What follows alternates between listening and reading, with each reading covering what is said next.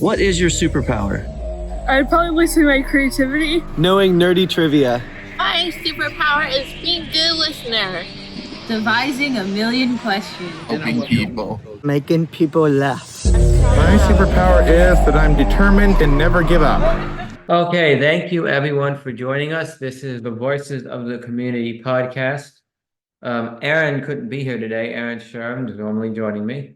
So we're going to be joined today by Eric Stewart. Now, Eric, very responsible for our intro theme here at the Voices of the Community. He did all the filming himself, and he got all the students to say their superpower, which was a very big deal. Eric is the director of the TAP program, Transformative Autism Program. We've had him on earlier, so look for that podcast where we talked about, I believe it was a two-way street. We have a different topic today. I'm basically going to be interviewing Eric, is what I said I was going to do, but it's based on, since the last time we had him on, information we've gathered out in the community and out in the workforce and just different things. I did write some things down, but Eric, if you want to introduce yourself again.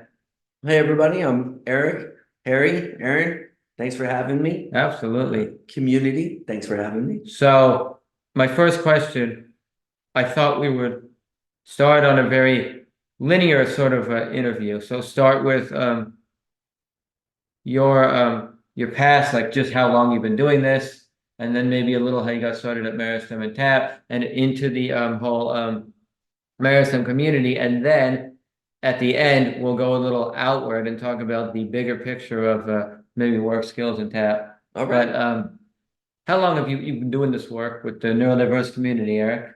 Well, if you don't mind, I'm going to go back a little bit further. All right. Just like Please do. a story, like a catalyst. Absolutely. So this is back in the early mid 80s. And I was in Virginia, and I was in an elementary school that had a whole section of the elementary school with quote unquote special ed. And there were quite a few students in the special ed department that had pretty significant physical disabilities. And I wasn't aware about cognitive disabilities or anything. I just could physically see that, you know, maybe they were using walkers or in wheelchairs and things like that. But I noticed two things, even at that young age. Number one is that whole group of students, they were there on the same campus as us, but they didn't really integrate with us. Like I noticed that and I thought that was interesting. But then at lunchtime and like break times when we were out at the park and in the playground at the school, I really paid attention to the fact that they didn't like integrate into our activities. So like we were all out there together, and I had an opportunity at a very young age. I noticed a young guy named Michael who actually had polio, which isn't something that is very common to people today. No. And he had these crutches, the crutches where the thing comes around your arm. Oh, yeah. Like that. And I just noticed how often he would watch us playing kickball and stuff. And it was just something that was natural in me to go and ask him if he wanted to play and help him fight through his fear of, well, what would I do? I just kind of said, it's okay. Like I'll help take care of it, but you know, do you want to? And he said yes. And I was able to get him involved in our kickball, and that turned into a relationship and got me involved in Special Olympics and all that kind of stuff. But that was a key moment. And then fast forward a bunch of years, and I'm going to college and I'm getting done and trying to figure out what I want to do. And there was this huge opportunity to join an organization called Teach for America. Oh, wow. Yeah. And that sent me to Louisiana as a special education teacher right out of college. And when I was there, I don't know how much the audience knows about certain parts of Louisiana, but pretty poor state, and certain areas in Louisiana are, you know, talk about lack of resources. And I was in a very, very poor community. And I had to take some 22-year-olds that were getting aged out of public ed. I had to take them on their transition planning field trip. And they basically had two options in this very poor town. And those options just absolutely sucked. I couldn't believe that was all they had to choose from. And I was young and dumb. I didn't know anything about anything. I just knew if this is all you have to choose from. And two of the four couldn't even articulate out loud, like, this sucks. But I felt in my heart, like if they could say it out loud, they would go, is this really all I have to choose from for the rest of my life? And so that had a big impact on me. And then there's another fast forward from there, around 2001. I had an opportunity to run a program here in the Sacramento area, where, you know, folks that have, quote unquote, special needs, and they're adults now, they're 18 and over, they need continued support and continued training. And I got my chance to start to run one of those. And I just felt from the get-go, Harry, that if there was something that I could bring to each of them, if they could show me in any way, shape, or form, I want this, was let me help you earn your own paycheck. Wow. I just want to Yeah. be a part of you, whether it's $50, $100, and now you and I are involved in stuff where, you know, people are moving in career fashion and hopefully making enough money to buy a house. Right. But whether it's big money to buy a house or it's a couple $100 that I'm earning myself, I just kind of knew at that time, like a way to feel self and like I've earned, like how important that is towards moving towards genuine independence. And so that started back in the early 2000s. And then, as you know my story with Meristem. I found this place about 5.5 years ago and just thought, holy mackerel, what a cool place to work. And he's a lifer. I don't mean that. that like he's going to be here for the rest of his life. Any staff at Meristem could be here for however long, you know, Eric. But just thinking about like a few staff here at Meristem that are like, when you think about like maybe why they took the job or why they've been here so long. So something about the mission of Meristem. I mean, you would have seen, well, an Indeed ad or something, but something about the tour. You came here and something was like, I want to be here a while. Well, I'm going to tell everybody the main thing that happened is I was here for a tour.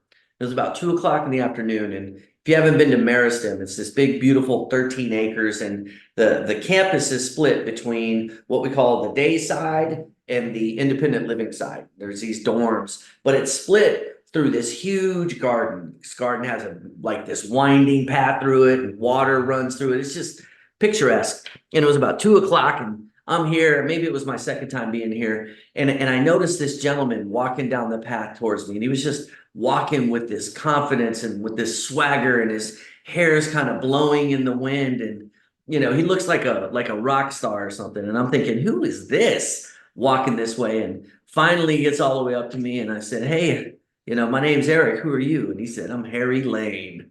So really, it was you. That's why I don't remember that. I joined. So you're at Meristem now. When Eric started, it's kind of been full circle, but we also get to do this tap thing, which we'll get to. But when you started, you had a very specific job as, right? Were you director of the work skills program, or you were in charge, or you were working with the work skills department? So now we're going to fast forward maybe 1.5 years, 2 years, if the timeline is right, when this idea came around for TAP. This training for the employers. We've talked about it before on the podcast. It was in the state legislature. We all went down to the Capitol to support it, right? When it passed the legislature and the state said to Meristem, we're going to make this class. Well, can you just do it? Get more people with neurodiversity a job, and Meristem decided to make it a class. You were asked to join, or what made you say yes? I'll say yes to anything that my job they tell me to do. Oh, well, I mean, I definitely have that kind of attitude, but I just kind of lucked out. Like I got here right after you guys and all of you that worked so hard to get it, right after the grant was secured. Yeah. And the folks here at Meristem kind of knew, like, we don't really know what to do. Like, what do we do? And I was new to the team and they said, this is something that we got going. Would you be willing to jump on board with it? And I said, absolutely. Because when they explained the framework, I thought, oh my gosh, what an awesome project to be a part of from the ground up. And so I just said, heck yeah. So you were not at the very original, because actually I remember the very, very, very beginning of it was well, maybe, you know, a woman named Valerie who was really in charge of it, Valerie Garrett. And Valerie, she was also a teacher at Meristem. She was a movement educator. She was involved in a lot of different things. So we all got a phone call. I think we were on spring break or some winter break or something. We all got a phone call and said, can you come to Philadelphia to our lunchroom on like on the day we return or something? Come for pizza. There'll be pizza. I want to talk to you. But she didn't really tell us what it was about. And then when we all showed up, of course, we found out what we were getting involved in. And we were all like, I mean, every single person there was somehow involved in it. But when I heard about it, I thought it was amazing. Well, can I clarify something for the audience? So what Valerie asked Harry and about 10 or 11 other meristem students at the time was, we've gotten funding to develop a training for employers that helps them understand how to start or to improve a program to hire people that are autistic and neurodiverse. And part of the grant said, you have to have people who are actually neurodiverse and autistic that have, trying to move into the workforce or have experience. You have to help have them be a part of developing the training. That was the ask that came to Harry and that group of 10 or 11 students. So I guess I could do either one. Question back to meristem or a little more about TAP, because we've been doing that a lot. Well, I'll go back to meristem for a minute and then move more into TAP, because with meristem, we do all these things and we've talked about them before. We're going to do a deep dive with Shay. She's our director of day program right now. She's been heavily involved in the craft department at meristem on how crafting can help the neurodiverse and help you get a job. And there's all these things, but we have a very specific path for employment and volunteering at meristem. We talked specifically with the vocational trainings with Ari, but what is that? Like, how do we help a student? Oh, they want to get a job, they come to meristem, right? We don't just go and get them a job. We have a whole program to help them. Well, I mean, it depends, right? Because if a student shows up and shows us that they've got everything that they need to effectively go get a job and keep a job, our job is to go home. But most of the time, people are coming towards us and they want to earn money, but there's certain areas where they're not strong enough. Their competencies are still lacking. And so we focus on two primary areas of competency. One would be that realm that we call soft skills, right? We could do a whole thing just on soft skills. But then the other one would be, you say you want to work, but do you physically have it in you to work 4 hours straight, for example, without needing, 2 30-minute breaks? Because there's a lot of employers out there that if you're going to work a 4-hour shift, they want you to work most of that 4-hour shift, maybe a 15-minute break. But do you have the stamina? And that's where our vocational training comes in. It's vocational training, which is essentially just a better form of doing volunteer work. I don't know if you've ever experienced volunteering and you go somewhere and you move one flower or you move one box and whoever's there says, "Oh, Harry, you're so wonderful. Thank you so much." And the reality is you really didn't do that much. And so we look at vocational training as an opportunity for the students to build the resilience to keep doing a job for an hour and a half, 3 hours. And then that lets us know, and you're a part of this now, that lets us know that as you're talking to me about getting a job, I've watched you in vocational training work through adversity, work through getting tired, work through getting frustrated, and continue to work for up to 3 hours. Or sometimes due to the anxiety of an individual, we actually have to approach them with an opportunity. Like, we'll have this opportunity come along and we'll be like, who on our team of the students can we do? Should we approach? And we can take data from the vocational trainings to be like, oh, I think these would be good individuals or whatever. Well, I mean, yeah, but we also take data from just watching them move and do their days at meristem. How do they handle situations during breaks when they're trying to, move in a certain social situation and it doesn't go their way? Do they get super frustrated and lose their ability to stay positive and move? Or do they handle situations like when we have to change the schedule for the day because sometimes there's reasons for changing? Are they flexible? Are they adaptable? We learn a lot of stuff by just being here every day. Getting ready to work. So going back to TAP. So we've done TAP. We've been doing it now. Now I came back on board for January 2022 officially. A little before that, we had some great connections in the fall of 21. But when I came on board, we hit the ground running. I always like to talk about the issues or what are the problems, but it's also important to just realize, where have we been since January 2022? We've done a lot. I mean, just in your opinion, we've done a lot of employers. We've trained a lot of employers. Yeah. We have a number of job seekers that we've connected with. In your opinion about that, how do you feel about that? Well, I mean, for the audience, though, just to remember, Harry and his group of 10, 11 colleagues, we did all of the work to build this training in 2019. And then in 2020 is when we got the training completed and we brought it to Sacramento County and LA County. Right. And we proved that our training really affected employers. Mhm. We didn't do a ton of employers, but we did about 30. And every one of them, like universally, was like, this training is very valuable. I feel, as an employer, I feel a lot more ready and able to like purposely bring Right. somebody with autism neurodiversity. So we knew that we had done something good. The thing that was so special about 2022 is because we did so well, and with your guys' help, we built a good training. When in 2022, when they said, hey, here's more funding, can you really touch the entire California market? Going and recruiting you to join that, knowing how well, first of all, how integral you were to building the training, but then Right. also knowing how good of a job you can do at helping people understand best practices or training, the whole 9 yards. And so I would say the first thing that was awesome about 2022 was you joining it. That was pretty special. But then what we did is we really went all out on trying to recruit as many employers as we could.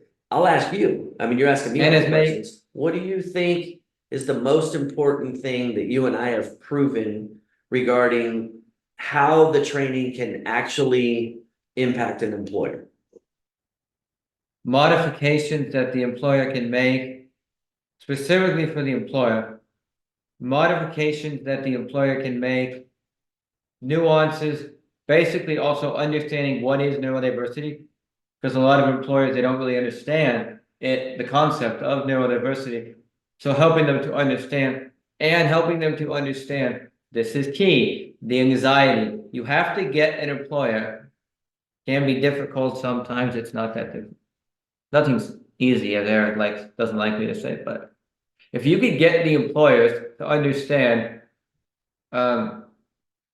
whatever the case might be, onboarding, interviewing, whatever, that the individuals we're bringing to you everyone has anxiety, but they have so much anxiety that the typical time frame of onboarding, for example, or the way in which you interview in the cafe of your grocery store might not be ideal for these individuals due to their extreme anxiety. They're already, in many cases, the truth of it, like we have to be honest, they aren't coming to the interview without Harry and Eric bringing them. They aren't coming on their own because of that anxiety. So I feel like that. And then, but one more thing I did want to say about what have we done so well in 2022.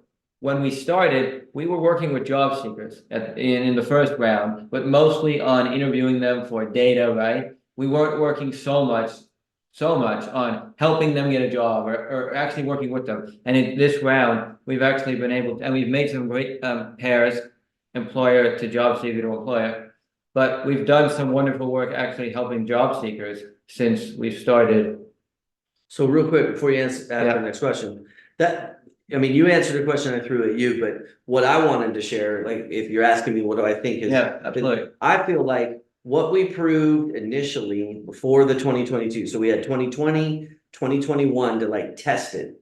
And I feel like what we proved during that time with our first 30 employers was the employers that we were able to actually get to sit with us and go through our 4 modules. Those employers were 100 times more likely to take the essential next steps because they had gotten to know me and you, they had built some trust. And what I know for sure now more than anything is that for all of you job seekers that are watching this, any of your support network members that are watching this, most of you, I hope, have gotten to the point where you realize this works when you're willing to share with the employer what kind of extra support you need. Because what we've proven is that employers that go through this training with us, they finish and they go, okay, so as long as I know what someone might need to be supported, you're telling me I can do it or you'll show me how to do it. And we're like, yeah, that's exactly what it is. And so we can get to that spot with an employer when we actually do the training with them. And I think that that's been a very strong realization because an employer can just go online. Anybody that's watching this, you can go to tapautism.org right now and do all of our training without ever talking to Harry or me. It's all good information, but a lot of times what happens is you just take the training, you feel good about yourself, and then you just move on in life. But to me, that's the big takeaway. It's a very personal thing. Oh, that's wonderful. We want to get to some harder sort of questions. So, then another thing, just in the little time that we have left, but another thing that we've realized, Eric, is how to actually make effective change. And so one thing is how we communicate to the world. So I want to break this down into both the job seeker, but first the employer. In the workforce world, we've heard these ideas sometimes of how the employer is not inclusive enough. Oh my God, we need to have more inclusion, or why don't employers just do it?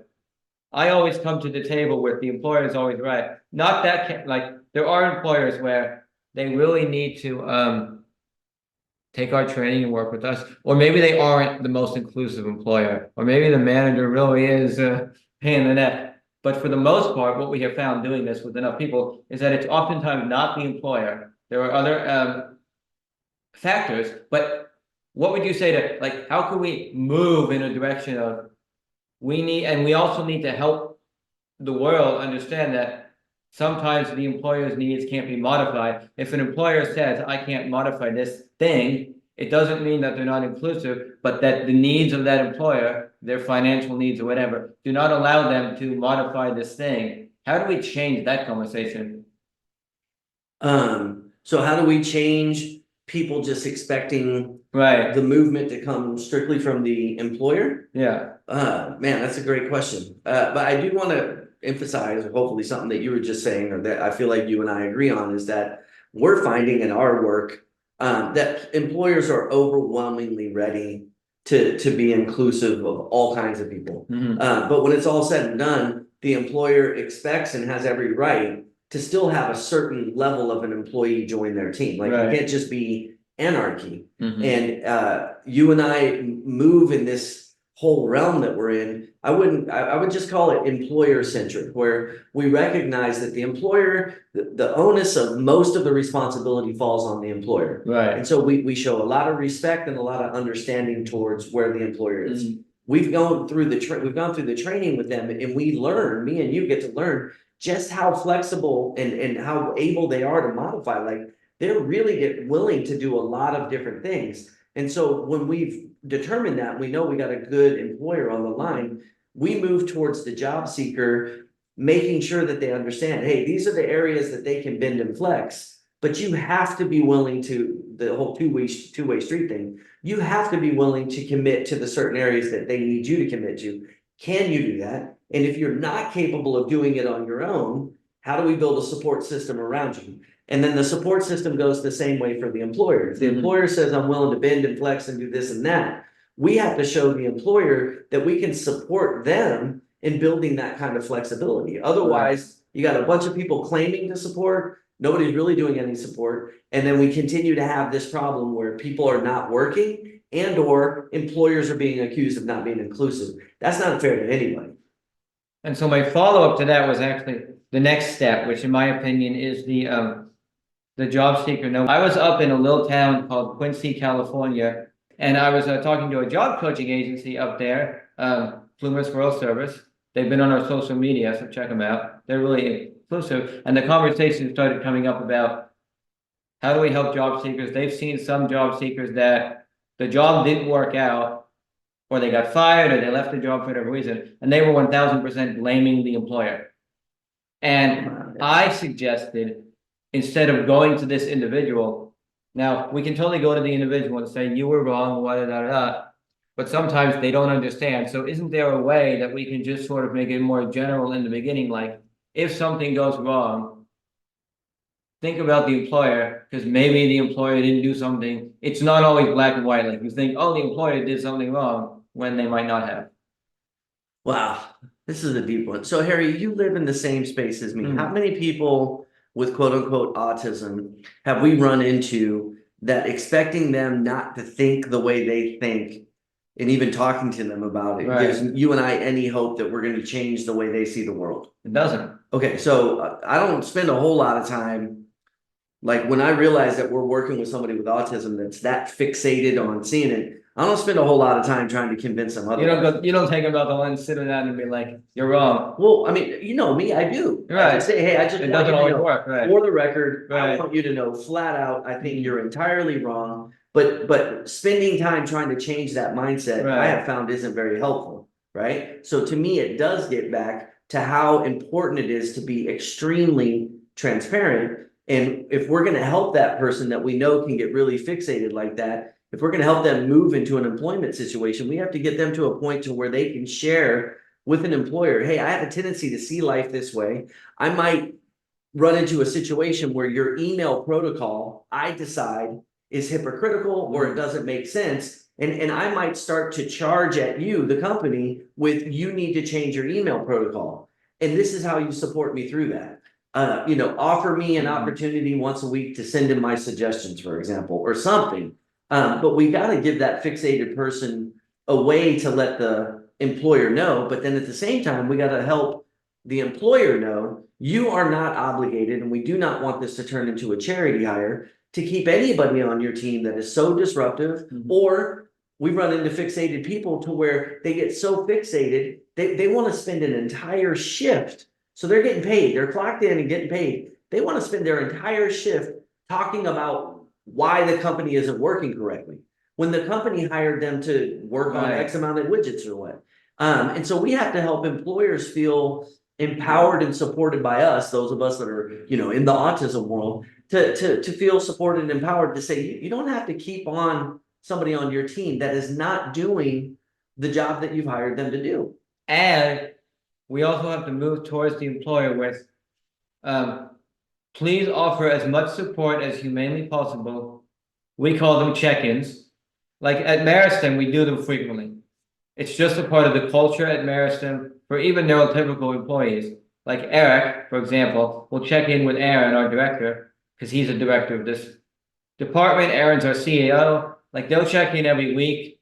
But then there's been plenty of times where Aaron or you, for whatever reason, had to cancel. We've had to cancel our check-ins. And I'm I have been diagnosed on the spectrum, but I don't think you've ever had an issue with me when we've skipped those of like, I can't move on today, Eric. I'm sorry, I gotta go home. My mind can't focus until we have our check-in. Like I'll move on and do the rest of my work. But there are individuals that we work with that if you miss the check-in, and in particular you miss it several times, you're just a very busy sort of manager, it can go south because not only do the individual with neurodiversity need to tell you what they need help with, it's also a place for you to say, you're not doing this correctly, or here's a different way to do it, before they do it and it turns into a, right? Well, yes, but can I share with all of your followers, like real example of me coaching you through some stuff? Sure, please. So you said that you never like hit the point to where you're like, I'm leaving, I can't handle it. But you and I have been through quite a few situations to where you were involved in a project. The pieces of the project there were so many pieces and things were moving around and things weren't where they were supposed to be. And then you had another project that was happening simultaneously, where there's been times where you have been unbelievably flustered. Right. Haven't we had those times? Absolutely. And basically, I feel like you'll come to me and we'll start to just unwind it. Like let's decide what's really important and help you like deprioritize some stuff. Right. You'll hit a point where you think everything is 911. I've been through this with you. Do you agree? Absolutely. And yes, there are times when I feel so you're not so extreme where you're like, I quit, I'm going home. But there's been times where unless we had an opportunity to stop and help do that, you were basically unuseful because you were just so flustered. You're right. There have been a few times. Yeah. But we've also, I feel like, developed a system in which we try to never skip a check-in, but we're also checking in that, oh, this week, are we okay? Because this week we really can't check in because, I've had some personal thing, or you have to do some meristem thing, or the work, being director of the work skills department. Yeah. There's just times when we cannot check in at all. But that's a really good, I just want to iterate something real quick because you helped me see it. So regardless of who the person is, most likely those check-ins are used as like a prevention tool. Right. By having the check-ins, there's things that somebody that's neurodiverse and autistic, if they didn't have the chance to process that information that's on their mind with you, it would build up, and you could end up in a spot where they're basically imploding because they didn't have a chance to work through important things to them. And what's important to them, that's a big thing that I want employers to remember, right? Like if it's important to Harry, I have to be able to stop and recognize this is important to Harry. We have to unwind this in a way to where he says, okay, I'm all right. It's not okay just to say to Harry, that's not important. Hey, that's why he hired me, because some of the things that I'll bring new ideas and a check into Eric, but I want to get back to something that's critical here. I'm thinking about another individual. Some people that we support will go to a check-in. They won't say anything because they're nervous and they don't have anything. But if you, the employer, are witnessing this individual needs to do something a different way. So Eric has been talking a lot, I feel, about how the check-in is so valuable to the job seeker. It's also critical to you, the employer, because you need to inform this individual that he isn't stocking the shelf in the grocery store correctly or doing whatever Excel said the right way. And if you don't take the time to do that, he'll keep doing it the way that he thinks is the correct way to do it. And when he's a guard, for example, he might be a gardener out on the farm, right? And one day you approach him and you say, you know, you've been doing the planting all wrong.